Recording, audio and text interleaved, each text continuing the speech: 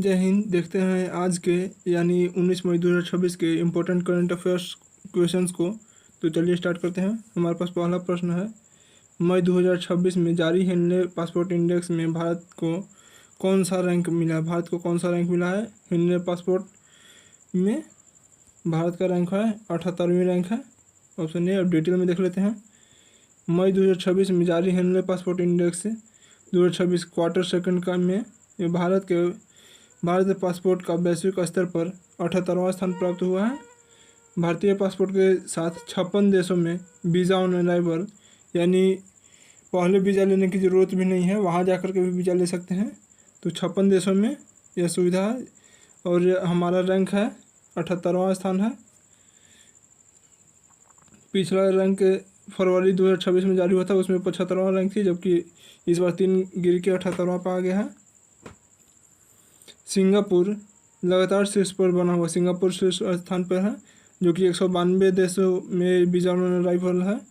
दूसरे स्थान पर जापान और दक्षिण कोरिया है, जबकि तीसरे स्थान पर डेनमार्क, लग्जमबर्ग, स्पेन, स्वीडन और स्विट्ज़रलैंड है।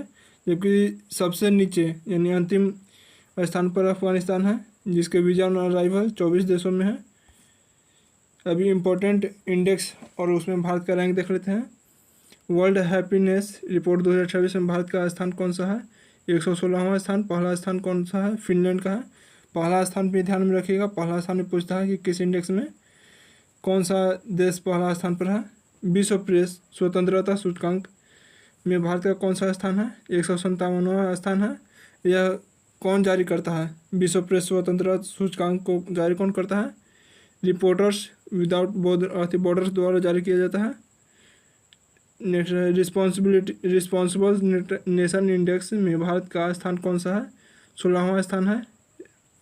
ग्लोबल फायर पावर रैंकिंग में भारत का कौन सा स्थान है? चौथा स्थान है। नवप्रवर्तक व्यावसायिक पर्यावरण सूचकांक 2026 में भारत का स्थान कौन सा है? 54वां स्थान है। शीर्ष पर अमेरिका है। एशिया विनिर्माण सूचकांक 2026 में भारत का स्थान कौन सा है? 6ठा स्थान है। शीर्ष पर चीन है। नेक्स्ट महिला शांति और सुरक्षा सूचकांक 2025-26 में भारत का स्थान कौन सा है? 131वां स्थान है। पहला पर डेनमार्क है। भ्रष्टाचार धारणा सूचकांक 2025 में भारत का कौन सा स्थान है?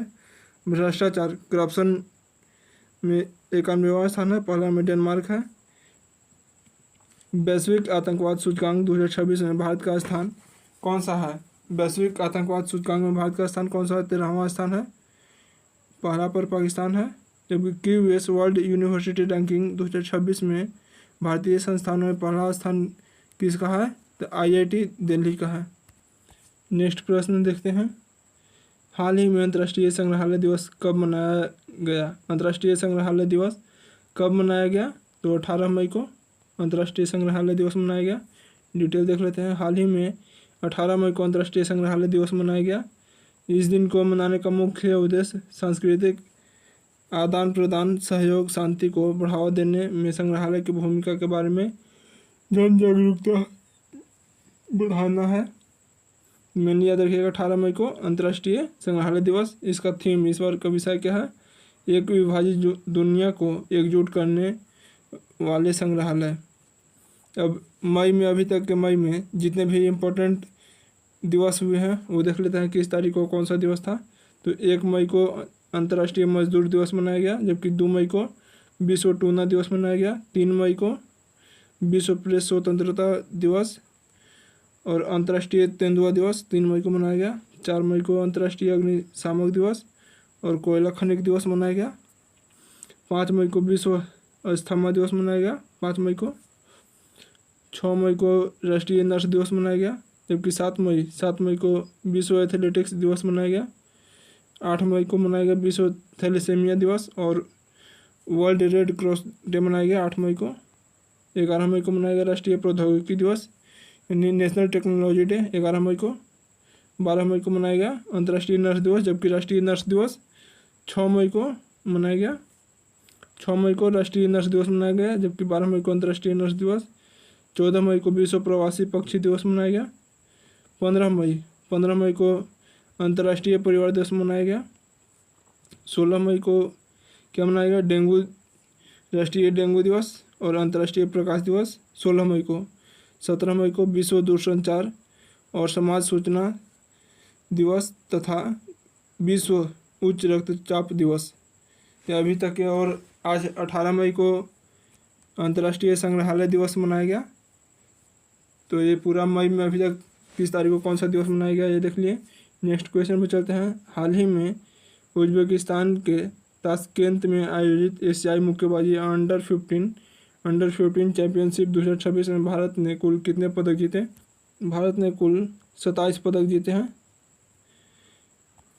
डिटेल देख लेते हैं। हाल ही में उज्बेकिस्तान के ताशकेंत में आयोजित एशिया मुक्केबाजी अंडर 15 चैंपियनशिप 2026 में भारत ने कुल 27 पदक जीते हैं, जिसमें से स्वर्ण पदक 9 है, 9 गोल्ड है, जबकि सिल्वर 6 है, रजत जबकि कांस्य यानी ब्रॉन्ज 12 पदक जीते हैं। टूर्नामेंट में भारतीय अंडर 15 लड़कियों की टीम ने असाधारण खेल दिखाते हुए लड़कियों की पदक तालिका में शीर्ष स्थान हासिल किया। भारतीय टूर्नामेंट अंडर 15 में लड़कियों की पदक तालिका में शीर्ष स्थान हासिल किया। लड़कियों ने के अकेले यानी टोटल तो 27 पदक जीते हैं, इंडिया में आया है, जबकि उसमें से 14 पदक सिर्फ लड़कियों ने जीता है, जिसमें से 7 स्वर्ण पदक यानी gold medal 7, 9 gold medal total, उसमें से 7 लड़की जीते हैं, जबकि 6 सिल्वर में से 2 लड़की लोग जीते हैं, जबकि 12 ब्रॉन्ज में से 5 ब्रॉन्ज लड़की जीते हैं। जबकि भारतीय अंडर 15 लड़कों की टीम ने भी दमदार प्रदर्शन करते हुए 13 पदक ही जीता है, जबकि लड़कियां 14 पदक जीती। लड़के 2 गोल्ड मेडल, 4 सिल्वर, 7 ब्रॉन्ज जीते हैं। नेक्स्ट क्वेश्चन देख लेते हैं। हाल ही में ईंधन और ऊर्जा की खपत को कम करने के लिए किस राज्य सरकार ने सरकारी कार्यालय में सप्ताह में 2 दिन वर्क फ्रॉम होम लागू किया है? तो किस राज्य या केंद्र शासित प्रदेश ने? तो दिल्ली ने लागू किया है सप्ताह में 2 दिन वर्क फ्रॉम होम। हाल ही में ईंधन, पेट्रोल, डीजल को बचाने के लिए दिल्ली सरकार ने सबसे पहले आधिकारिक तौर पर सरकारी कर्मचारियों के लिए सप्ताह में 2 दिन वर्क फ्रॉम होम अनिवार्य रूप से लागू किया है। इसके तुरंत बाद त्रिपुरा सरकार ने भी अपने ग्रुप सी और ग्रुप डी के लिए 50% वर्क फ्रॉम होम, अगर 50% वर्क फ्रॉम होम पूछता है तो त्रिपुरा सरकार हो जाएगा, जबकि सप्ताह में 2 दिन वर्क फ्रॉम होम दिल्ली ने किया है। अब दिल्ली की राजधानी नई दिल्ली में मुख्यमंत्री कौन है? रेखा गुप्ता है, जबकि दिल्ली क्योंकि यूनियन टेरिटरी है, केंद्र शासित प्रदेश, तो यहाँ उपराज्यपाल होते हैं, तो कौन है? सरदार तरनजीत सिंह संधू। जबकि त्रिपुरा की राजधानी कहाँ है? अगरतला। मुख्यमंत्री कौन है? डॉक्टर मनिक सिंह मुख्यमंत्री हैं, जबकि राज्यपाल हैं इंद्रसेनी रेड्डी नल्लू, त्रिपुरा के राज्यपाल हैं। नेक्स्ट क्वेश्चन देख लेते हैं। हाल ही में विश्व स्वास्थ्य सांख्यिकी 2026 यानी वर्ल्ड हेल्थ स्टैटिस्टिक्स 2026 रिपोर्ट किस वैश्विक संस्था द्वारा जारी किया गया? तो विश्व स्वास्थ्य सूचकांक WHO द्वारा जारी किया गया है। डिटेल देखते हैं। विश्व स्वास्थ्य सांख्यिकी 2026 रिपोर्ट विश्व स्वास्थ्य संगठन WHO द्वारा जारी किया गया। रिपोर्ट के अनुसार 2010 से 2024 के बीच में HIV संक्रमण में वैश्विक स्तर पर 40% की कमी आई है। HIV में 40% की कमी आई है, जिसमें भारत का प्रदर्शन काफ़ी सकारात्मक है।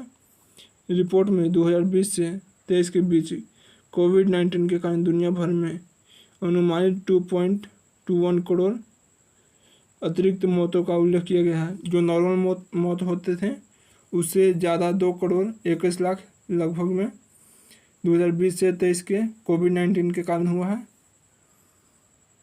जिसने भारत सहित सभी देशों की स्वास्थ्य निगरानी प्रणाली पर दबाव डाला। क्योंकि वहीं मलेरिया के मामलों में 8.5% की वृद्धि दर्ज की गई है। विश्व में 2015 के बाद मलेरिया के मामलों में 8.5% की वृद्धि दर्ज की गई है।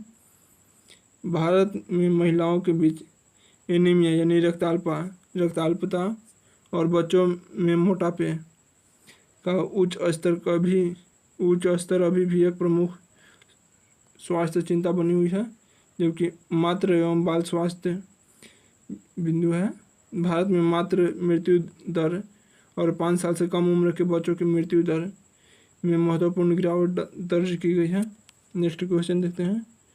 रक्षा मंत्री राजनाथ सिंह ने मई 2026 में किस संस्था पर एडवांस मीडियम कॉम्बैक्ट एयरक्राफ्ट कार्यक्रम के कोर इंटीग्रेटेड और फ्लाइट टेस्टिंग सेंटर की आधारशिला रखी है? किस स्थान पर एडवांस मीडियम कॉम्बैक्ट एयरक्राफ्ट कार्यक्रम के कोर इंटीग्रेटेड और फ्लाइट टेस्टिंग सेंटर की आधारशिला रखी गई है? तो पुट्टपर्थी आंध्र प्रदेश में। डिटेल देख लेते हैं। रक्षा मंत्री राजनाथ सिंह ने मई 2026 में आंध्र प्रदेश के श्री सत्य साई जिले के पुट्टपर्थी शहर में एडवांस मीडियम कॉम्बैक्ट एयरक्राफ्ट कार्यक्रम सुविधा यानी कोर इंटीग्रेटेड और फ्लाइट टेस्टिंग सेंटर की आधारशिला रखी है। एडवांस मीडियम कॉम्बैक्ट एयरक्राफ्ट यह 5वीं पीढ़ी की लड़ाकू विमान है, जबकि AMCA कार्यक्रम सुविधा का विकास नेतृत्व वैमानिक विकास एजेंसी द्वारा किया जा रहा है। पुट्टपर्थी में रखे गए AMCA यानी एडवांस मीडियम कॉम्बैक्ट एयरक्राफ्ट आधारभूत संरचना प्रोजेक्ट की कुल अनुमानित बजट का लगभग 15,803 करोड़ है। भारतीय कृत्रिम बुद्धिमत्ता युद्ध कंपनियां जैसे FWDA ने घोषणा की है कि भारत का पहला AI संचालित लड़ाकू विमान काल भैरव पुर्तगाल के सहयोग से निर्मित किया जाएगा। नेक्स्ट क्वेश्चन देखते हैं। मई 2026 में आधिकारिक तौर पर इराक के नए प्रधानमंत्री के रूप में किसने शपथ ली? इराक के नए प्रधानमंत्री कौन बने हैं? तो अली फालिह कादिम अल जैदी इराक के नए प्रधानमंत्री के रूप में बने हैं, शपथ लिए। डिटेल देख लेते हैं कुछ पॉइंट। मई 2026 में अली फालिह कादिम अल जैदी ने आधिकारिक तौर पर इराक के नए प्रधानमंत्री के रूप में शपथ ली, जबकि बांग्लादेश तारिक रहमान ने 17 फरवरी 2026 को बांग्लादेश के नए प्रधानमंत्री के रूप में शपथ लिया है तारिक रहमान, जबकि नेपाल के बालेंसा मार्च 2026 में देश के नए और सबसे युवा प्रधानमंत्री के रूप में चुने गए। बालेंसा नेपाल के अभी वर्तमान में प्रधानमंत्री है, जबकि अब आंद्रेज बाबिस ने चुनाव के बाद 2026 की शुरुआत में चेक गणराज्य देश के नए प्रधानमंत्री के रूप में कार्यभार संभाला है। नेक्स्ट क्वेश्चन है। हाल ही में जियो प्लेटफॉर्म लिमिटेड के नए प्रबंधन निदेशक यानी मैनेजिंग डायरेक्टर के रूप में किसे नियुक्त किया गया है? तो किसे नियुक्त किया गया है? आकाश अंबानी को नियुक्त किया गया है। डिटेल देख लेते हैं। हाल ही में आकाश अंबानी को जियो प्लेटफॉर्म का नया प्रबंधक MD मैनेजमेंट डायरेक्टरेट नियुक्त किया गया है। पॉइंट कुछ देख लेते हैं इंपॉर्टेंट। CBI के निदेशक प्रवीण सूद को पुनर्नियुक्त किया गया है 1 साल के लिए। दक्षिण एशियाई भारोत्तोलन महासंघ के अध्यक्ष सहदेव यादव को नियुक्त किया गया है। कृष्ण स्वामीनाथन को नए नौसैनिक प्रमुख के रूप में नियुक्त किया गया है। किन्हें? कृष्ण स्वामीनाथन को। सीमा सुरक्षा बल के वर्तमान महानिदेशक कौन है? प्रवीण कुमार है। राष्ट्रीय आपदा मोचन बल यानी NDRF national disaster relief force के वर्तमान महानिदेशक कौन है? पीयूष आनंद है। जबकि केंद्रीय रिजर्व पुलिस बल CRPF के वर्तमान महानिदेशक कौन है? ज्ञानेंद्र प्रताप सिंह। भारतीय तिब्बत सीमा पुलिस यानी ITBP के वर्तमान महानिदेशक कौन है? शत्रुजीत सिंह कपूर। नेक्स्ट क्वेश्चन देखते हैं। हाल ही में भारतीय जूनियर पुरुष हॉकी टीम का नया मुख्य कोच किसे नियुक्त किया गया है? भारतीय जूनियर पुरुष हॉकी टीम का नया मुख्य कोच किसे नियुक्त किया गया है? तो फ्रेडरिक सोएज को नियुक्त किया गया है। डिटेल देख लेते हैं। भारतीय जूनियर पुरुष हॉकी टीम के नए मुख्य कोच फ्रेडरिक सोएज हैं। फ्रेडरिक सोएज फ्रांस के एक अनुभवी कोच है। फ्रांस के हैं। वे भारत के पूर्व दिग्गज गोलकीपर PR सीरीजेस के स्थान लेंगे। PR सीरीजेस कौन है? या पहले भारतीय जूनियर पुरुष हॉकी टीम के पहले मुख्य कोच थे। कौन? PR सीरीजेस। जबकि ऑप्शन में है ग्राहम रीड और क्रेन फुलटन। तो क्रेन फुलटन ये वर्तमान में भारतीय वरिष्ठ यानी सीनियर पुरुष हॉकी टीम के मुख्य कोच हैं, जबकि जूनियर के बने हैं फ्रेडरिक सोएज बने हैं, जबकि ग्राहम रीड वे भारतीय टीम के पूर्व मुख्य कोच रह चुके हैं, पहले रहे थे। जबकि नेक्स्ट पॉइंट देख लेते हैं कुछ। भारतीय अंतरिक्ष अनुसंधान संगठन यानी इसरो के अध्यक्ष कौन है? Doctor V R Narayan.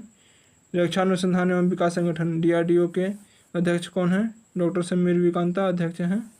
NITI Aayog के अध्यक्ष कौन होते हैं? तो PM मोदी होते हैं, PM ही होते हैं, नरेंद्र मोदी हैं। जबकि उपाध्यक्ष कौन है? अशोक कुमार लाहिड़ी हैं। जबकि CEO कौन है? निधि छिबर हैं नीति आयोग के। भारतीय रिजर्व बैंक के गवर्नर कौन है? संजय मल्होत्रा गवर्नर है। नेक्स्ट क्वेश्चन देख लेते हैं 10वां। राजस्थान का पहला सेमीकंडक्टर क्लस्टर और इलेक्ट्रॉनिक्स मैन्युफैक्चरिंग क्लस्टर किस स्थान पर स्थापित किया गया है? तो किस स्थान पर स्थापित किया गया है? भिवाड़ी में। डिटेल देख लेते हैं। राजस्थान के पहले सेमीकंडक्टर प्लांट और इलेक्ट्रॉनिक्स मैन्युफैक्चरिंग क्लस्टर EMC का उद्घाटन अलवर जिले के भिवांडी में किया गया है। यह प्लांट भारत का पहला लघु मध्यम उद्यम यानी स्मॉल मीडियम इंटरप्राइजेस के नेतृत्व वाले सेमीकंडक्टर असेंबली और परीक्षण केंद्र है। याद रखिएगा, भारत का पहला लघु और मध्यम उद्यम वाले नेतृत्व सेमीकंडक्टर असेंबली और प्रशिक्षण केंद्र है। तो पूछने का चांसेस ज़्यादा है। पॉइंट देख लेते हैं। और भिवाड़ी में स्थापित राजस्थान के पहले सेमीकंडक्टर प्लांट का संचालन सहरसा सेमीकंडक्टर प्राइवेट लिमिटेड द्वारा किया जा रहा है।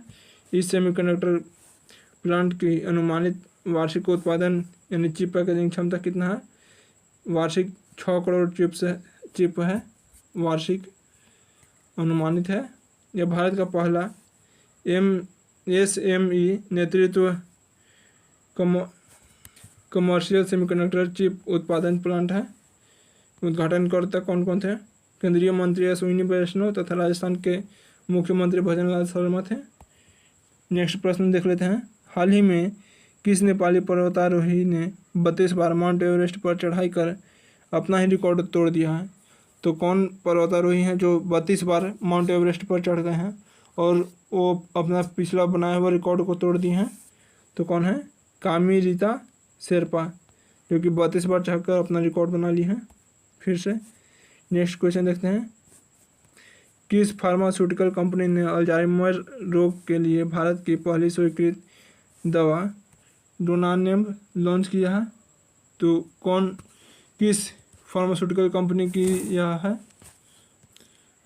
एली लिली की है। नेक्स्ट क्वेश्चन देखते हैं। मध्य प्रदेश उच्च न्यायालय ने किस स्थान पर स्थित भोजशाला परिसर को हिंदू मंदिर घोषित किया है? जो कि अभी बहुत ही न्यूज में भी चल रहा भोजशाला परिसर। तो किस स्थान पर मध्य प्रदेश में स्थित है? जो कि मध्य प्रदेश उच्च न्यायालय ने इसे हिंदू परिसर घोषित किया है। तो धार में है, धार में स्थित है। नेक्स्ट क्वेश्चन देखते हैं। भारत ने हाल ही में अपना पहला सैटेलाइट टैग किया गया गंगा सॉफ्ट सेल कछुआ किस राष्ट्रीय उद्यान में छोड़ा है? किस राष्ट्रीय उद्यान में भारत ने अपना पहला सैटेलाइट टैग किया गया गंगा सॉफ्ट सेल कछुआ छोड़ा है? तो काजीरंगा राष्ट्रीय उद्यान में। इस कछुए में मतलब कि ऊपर से सैटेलाइट चिप लगाए हुए, जो कि सैटेलाइट के द्वारा ट्रैक किया जाएगा कि यह कहाँ जा रहा है, किस व्यवहार से रह रहा है। नेक्स्ट क्वेश्चन देखते हैं। भारतीय एजेंसियों द्वारा ऑपरेशन रेड पिल के तहत पहली बार किस प्रतिबंधित ड्रग्स की भारी खेप को जब्त किया गया है? तो किसका? कैप्टागन को। यह आपसे ऑपरेशन में पूछ सकता है कि कैप्टागन को जब्त किया गया है। एक इस ऑपरेशन के द्वारा जब्त किया है, भारतीय एजेंसियों द्वारा किया गया है। तो ऑपरेशन रेड पिल। या ऐसे ही पूछ सकता है कि ऑपरेशन रेड पिल का संबंध किससे है? ऑप्शन दे देगा कोकीन, हेरोइन, कैप्टागन, मेथाम्फेटामिन। तो इसका आंसर होगा कैप्टागन से रिलेटेड है। अब आज का हमारा 15 मोस्ट इम्पोर्टेंट करंट अफेयर्स का क्वेश्चन कंप्लीट होता है। अब देखते हैं पिछले दिन का क्विक रिवीजन कर लेते हैं। पिछले दिन जो पढ़े थे 18 मई 2026 को पढ़े थे, उसका क्विक रिवीजन कर लेते हैं। तो चलिए स्टार्ट। पहला प्रश्न है हमारा कल का, मई 2026 में पश्चिम बंगाल विधानसभा के नए अध्यक्ष के रूप में किसे चुना गया? तो रथिंद्र बोस को पश्चिम बंगाल विधानसभा के नए अध्यक्ष के रूप में चुना गया है। नेक्स्ट है, भारत में प्रतिवर्ष राष्ट्रीय डेंगू दिवस कब मनाया जाता है? तो 16 मई को राष्ट्रीय डेंगू दिवस मनाया जाता है। नेक्स्ट है, हाल ही में भारत और किस देश के बीच रणनीतिक एलपीजी सप्लाई पर समझौता हुआ है? तो भारत और संयुक्त अरब अमीरात यूएई के बीच में। गिफ्ट सिटी गुजरात में अपना शाखा स्थापित करने वाला पहला ताइवानी बैंक कौन बन गया है? पहला ताइवानी बैंक कौन बन गया है? CTBC bank. नेक्स्ट है, हाल ही में किस राज्य की कैबिनेट ने विधानसभा में पेश करने के लिए समान नागरिक संहिता यानी UCC के मसौदे को मंजूरी दी है? किस राज्य की विधानसभा ने हाल ही में? तो असम के। नेस्कोड कूलिंग तकनीक किस देश के वैज्ञानिकों ने विकसित किया है? नेस्कोड कूलिंग तकनीक किस देश के वैज्ञानिकों ने विकसित किया है? सऊदी अरब के।